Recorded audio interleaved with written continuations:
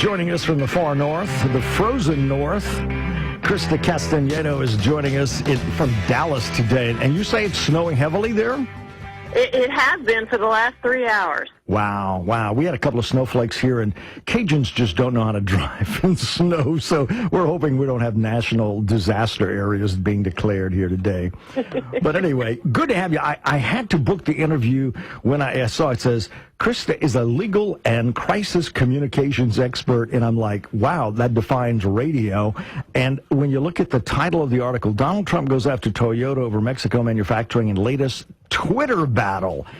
This man is making so much out of free media coverage. Isn't it great?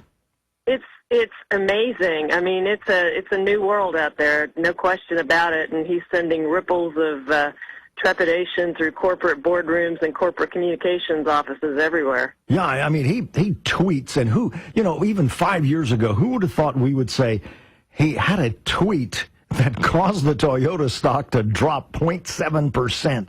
A tweet, 5 years ago, 10 years ago, what the hell is that? Social media has evolved so much. It's unbelievable.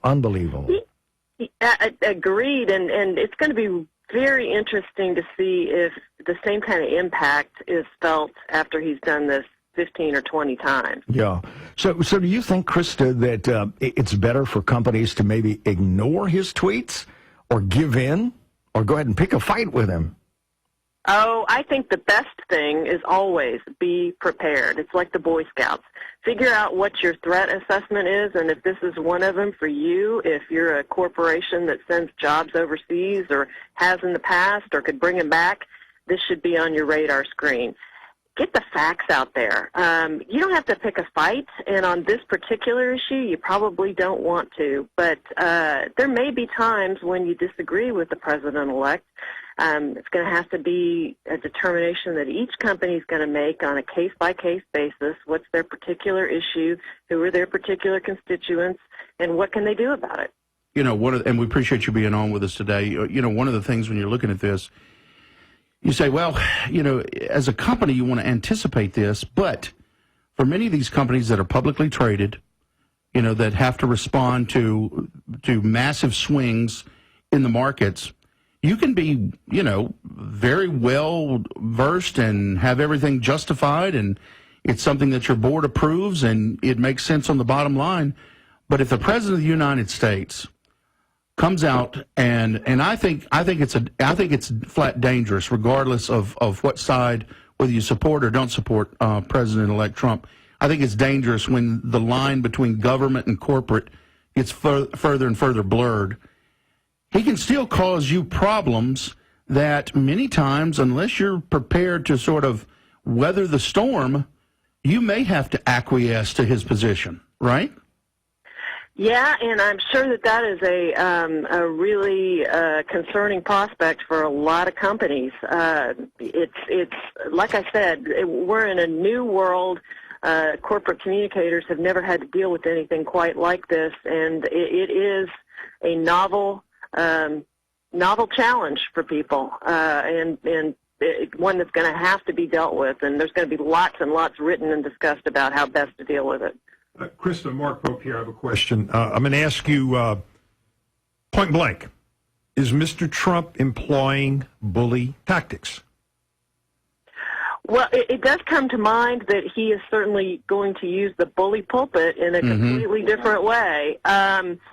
Is it bullying? I suppose it's going to depend on, again, who they're picking on and who he's calling out and for what reason, and is he willing to listen to the facts? That I think is a big thing that remains to be determined. And I'd note too that GM and Toyota came out with the facts after they got called out, and it seemed to make a difference.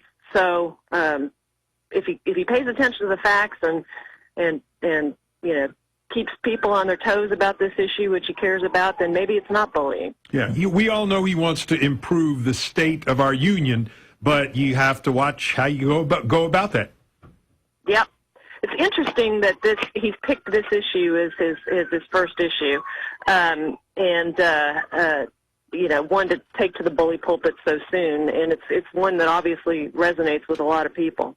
Yep. Chrysta Castañeda joining us today on this. One of the things that you were talking about dealing with the facts, one of the things that concerns me, particularly when I see President-elect Trump siding with someone like Julian Assange over the intelligence community and then having to be sort of drugged back in from the edge, is that many times, for not just for Donald Trump, but for many of the supporters, facts are less relevant, and sort of dotting the I and crossing the T is less important than sort of the emotive response.